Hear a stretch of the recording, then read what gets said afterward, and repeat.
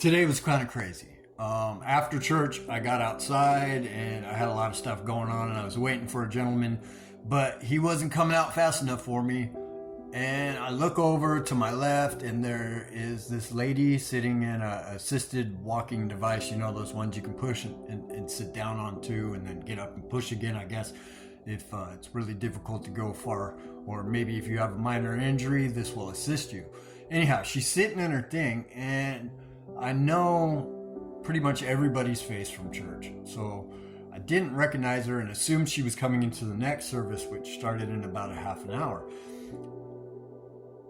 But she had this look on her face, just like one I recognized, and I knew what it was. I knew exactly what this look was. It was loneliness. Supreme loneliness. And I felt the Lord push me towards her, so when she looked my way, I gave her a big smile. And I said, "Hi, how are you doing today? God bless you."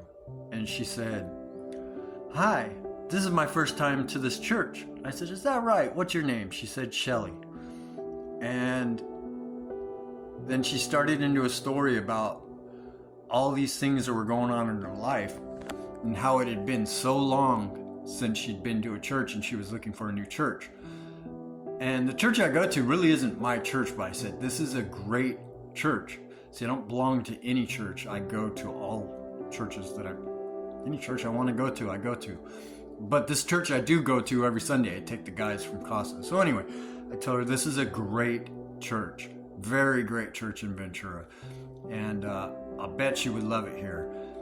And she told me her story, and she broke down in tears and told me how lonely she was and how she had become separated from God after knowing God.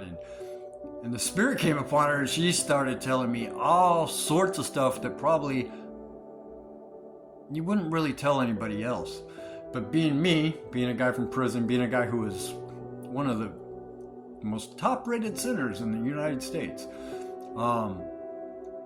and not in any of those crazy ways, just a guy who really made bad mistake after bad mistake because he didn't know the Lord, and he didn't have a conscience, and he liked drugs, and he liked acting a fool and doing crazy stuff that you only see in movies. And so her spilling all her sins onto me was amazing. Where we were, why she was there.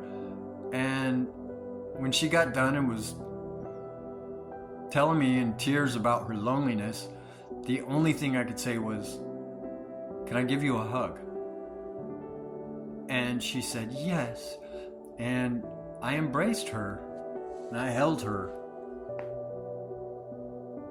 And that's the Jesus in me. That's the Jesus in me.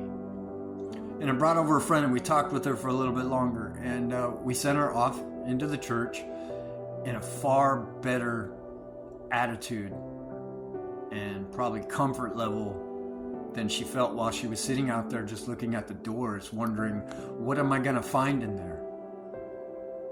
And what she found was the love of God both outside those doors, and when she heard our Pastor Doug speak, I know she felt the love of God inside as well, having just heard the sermon that he was about to tell her. And I told her, make sure you come back next week if at all possible, because I want to give you another hug. But see, I'm talking about loneliness and how I can relate to that. Because I feel lonely every day. Every day. And sometimes I try to chase things to run that loneliness off. So the Lord spoke through this woman to me.